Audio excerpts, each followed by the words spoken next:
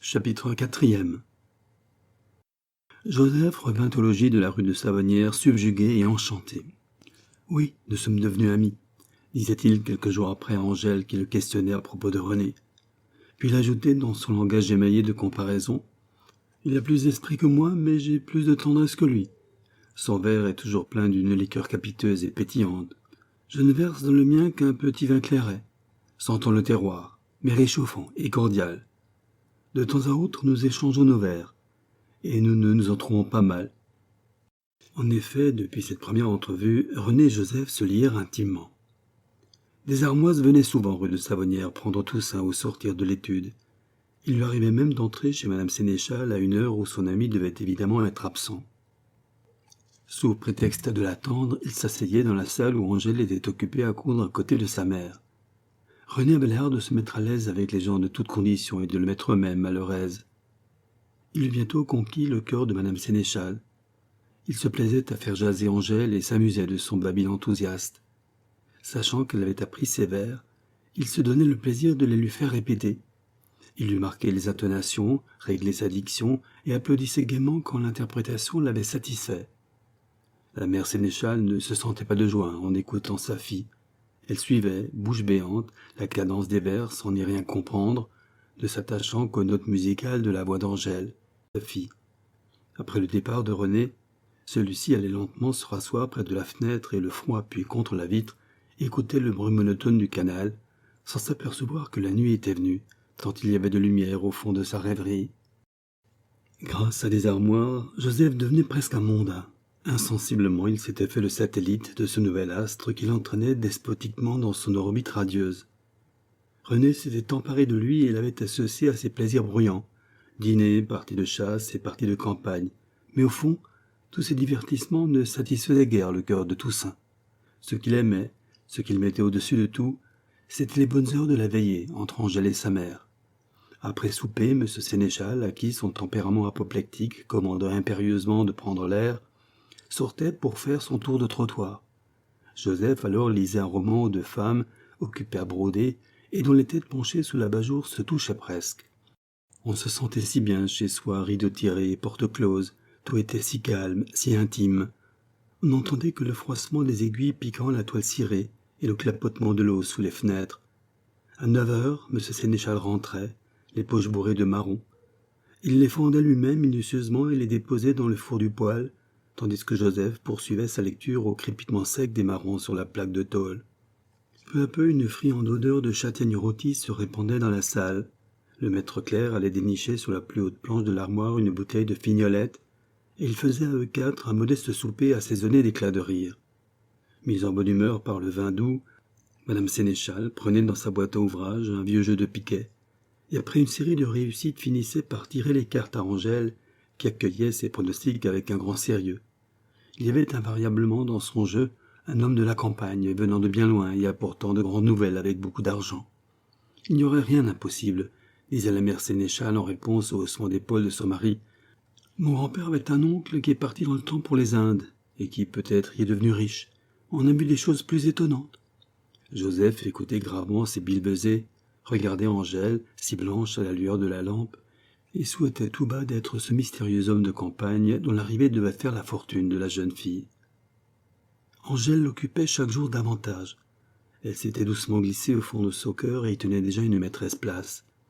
Jusque-là, les femmes n'avaient guère joué de rôle dans la vie de Joseph. Il ne connaissait que sa sœur Geneviève, et sauf cette affection fraternelle, toute la région de l'amour féminin avait été pour lui comme ces espaces blancs des cartes géographiques sur lesquelles on lit « Contrée inconnue aux voyageurs ». Depuis son installation dans la maison Sénéchal, il lui semblait qu'il pénétrait chaque jour un peu plus avant dans ce monde inexploré. Pour le séduire, Angèle n'avait pas eu besoin de déployer beaucoup de coquetterie. À dire vrai, elle n'y avait mis aucune préméditation. Elle traitait le nouvel hôte de son père comme elle avait traité son prédécesseur, avec le même sans-façon, le même enjouement espiègle et inconscient. Mais cela suffisait pour rendre Joseph heureux. Il était du petit nombre de ceux qui donnent beaucoup et exigent peu. Son imagination, comme certains verres d'optique, avait la propriété de tripler les rayons qui passaient à son foyer. Le moindre mot amical prenait pour lui la proportion d'une caresse. Un sourire d'Angèle lui tenait chaud tout le jour, et le soir, Après lui avoir serré la main, il montait content dans sa mansarde, où il passait une partie de la nuit à se bercer dans son rêve de prédilection. Une maisonnette à Albestroff, avec un jardin plein d'arbres fruitiers, et sur le seuil, une jeune femme blanche aux yeux de bluet, réchauffant tout le logis de sa tendresse.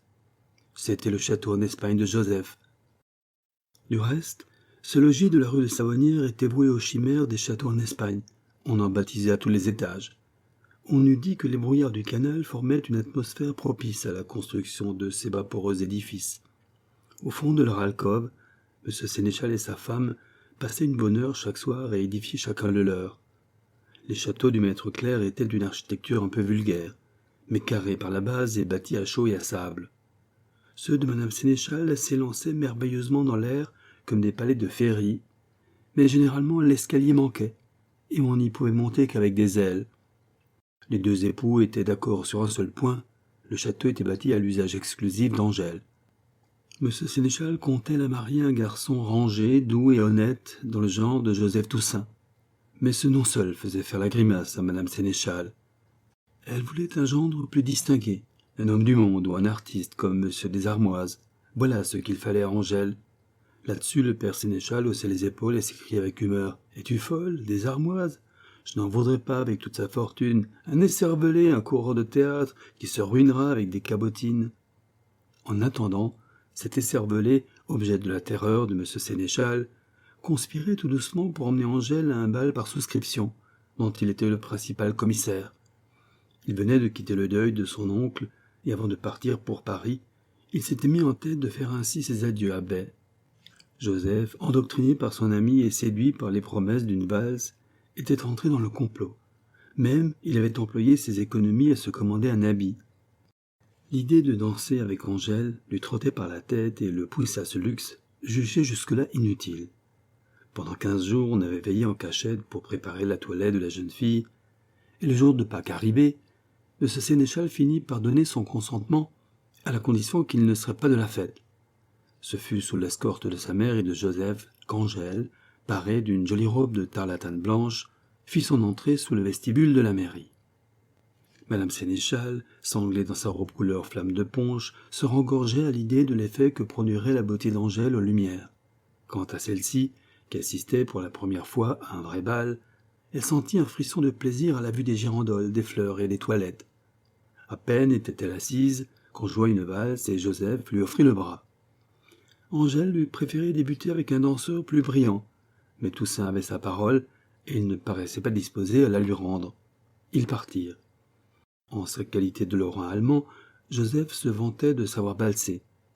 Pourtant, après 2 ou 3 tours, le pauvre garçon, ébloui par les lumières, coudoyé par les danseurs et dérouté par les longues jupes qui venaient s'embarrasser dans ses jambes, perdit la mesure et finit par tourner à contretemps. Il ne se décourageait pas néanmoins, il s'était juré qu'il valserait, il y mettait de l'entêtement et entraînait sa danseuse dans un tournoiement insensé quand celle-ci s'arrêta net et lui demanda grâce. En ce moment, René passa près d'eux. « Quoi ?» dit-il à Angèle, « vous ne profitez pas mieux de cette jolie valse ? Permettez que nous la dansions ensemble. » Et sans plus de façon, posant son bras autour de la taille de la jeune fille, il enleva la barbe de Joseph stupéfait.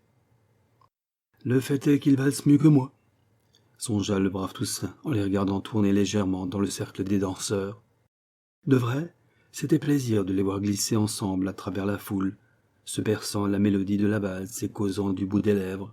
« C'est la première fois que je danse avec vous, mademoiselle Angèle, » murmura René. « La première et la dernière, puisque vous allez quitter Baie. Quand partez-vous ? » ?»« Dimanche. » Et en prononçant ce mot, il souriait. Ses yeux pétillaient de plaisir à la pensée de Paris qu'il allait revoir. « Vous êtes bien heureux. Une fois là-bas, vous oublierez vite Baie et ses habitants, » ajouta-t-elle en étouffant un soupir. « Vous vous trompez, je me souviendrai toujours de mes amis. Je me rappellerai souvent la maison de la rue de Savonnières, où l'on entend chanter l'eau sous les fenêtres. »« Bien vrai ?» dit-elle, et sa figure s'épanouit. La valse était finie, il la reconduisit à sa place, et longtemps après son départ, elle resta immobile, le regardant de loin, passer entre les groupes bourdonnants, au milieu desquels son énergique tête noire et frisée se détachait comme la lumineuse figure d'un demi-dieu. Elle lui était reconnaissante de daigner se mêler à la foule et de permettre au commun des mortels de le voir et de l'admirer. Le bal était dans son plein épanouissement, quand vers 11 heures se produisit un incident qui devait amener dans la vie calme et moutonnière de la société de baie une série d'événements dont on s'entretient encore aujourd'hui. Entre deux quadrilles, et dans un moment où le milieu de la salle était vide, on vit entrer un vieil avocat nommé M. Brouillard, et que les plaisants s'obstinaient à appeler l'avocat Brouillard à cause de son esprit mal équilibré. Maître Brouillard n'était guère un coureur de bal, mais ce qui augmenta la surprise, ce fut de voir son bras un inconnu, dont la mine et les façons produisirent sur les bourgeois de baie une impression étrange. « Souffrez, dit l'avocat à l'un des commissaires, que je vous présente M. Gaspard La Genevray, un de nos célèbres voyageurs. Il arrive de Java, après avoir fait 2 fois le tour du monde. » L'étranger salua d'un air hautain et continua de s'avancer lentement, la tête haute, bombant en avant sa large poitrine, et dandinant légèrement sa taille encore svelte sur des hanches que la cinquantaine n'avait ni épaissies ni décharnées et qui semblaient mouler juste à point sous le casimir d'un pantalon à sous-pieds. Sa tête puissante, encadrée dans une crinière de cheveux jadis noirs et soigneusement teints, ainsi que les moustaches, avait dû être très belle. Un front large et sillonné de quelques rides, un nez d'aigle aux ailes mobiles, un teint brun olivâtre, lui donnaient un grand air. Ses yeux noirs avaient encore de l'éclat, néanmoins, à eux seuls ils auraient révélé ce qu'était l'homme. Leurs paupières largement cernées, veuves de cils et veinées de filets rouges, disait l'aventurier qui a usé et abusé de la vie. Sa bouche, au coin tombant, le disait aussi, montrant, quand elle s'ouvrait, une denture à claire-voie. Elle avait au repos une expression cynique et fatiguée. Mais quand ses yeux et cette bouche s'animaient dans la conversation, il y passait encore des rayons ironiques et spirituels, et on y retrouvait par éclair ce qu'avait dû être le personnage au beau temps de sa jeunesse. Gaspard La Genevray était en effet l'un des derniers types de cette génération excentrique qui assista de 1835 à 1840 au coucher de soleil du romantisme. Après avoir essayé tous les genres littéraires, il avait versé dans la politique comme ces peintres malchanceux qui versent dans la photographie. En 1848, on l'avait vu un moment président de club et orateur en plein vent. Puis, il avait fait un brusque plongeon et s'était volontairement exilé. On l'avait depuis rencontré au Mexique entre les compagnons de Raoul et Boulbon et en Californie avec les chercheurs d'or. Il avait tâté de tout. Socialisme, religion nouvelle, industrie. Il avait même été consul dans je ne sais quelle ville de l'archipel malais. Pour le quart d'heure, ainsi que l'avait annoncé l'avocat Bouillard, il revenait de Java et rentrait au port, semblable à un solide navire qui a essuyé de nombreuses avaries, mais qui garde encore une fière tournure en dépit de sa mâture désemparée et de son pavillon délavé par les embruns de la mer.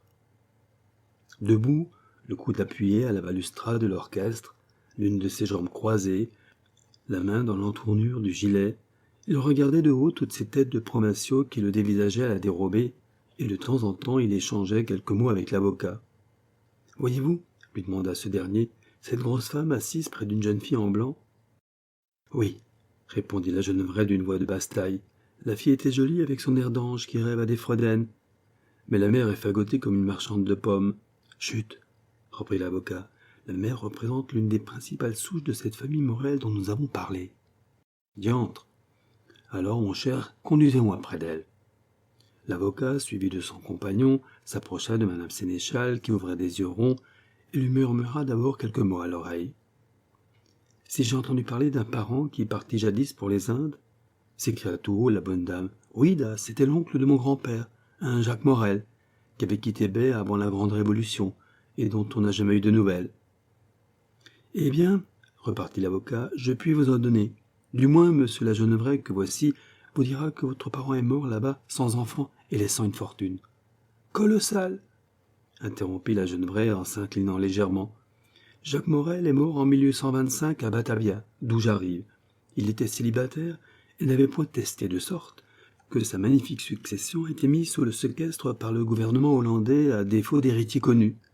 Mais je représente l'un de ces héritiers, moi, s'écria madame Sénéchal, qui croyait rêver. En ce cas, madame, reprit la Genevray de sa voix théâtrale, je vous en fais mon compliment, et je puis vous donner tous les renseignements nécessaires pour revendiquer votre héritage. Sainte Vierge, dit la mère d'Angèle toute tremblante, et cette succession se monte à 24 millions. Madame Sénéchal pâlit et se sentit prête à défaillir. Oui, s'écria la jeune vraie en regardant lentement à droite et à gauche les voisins ahuris. 24 millions, sans compter les intérêts, madame.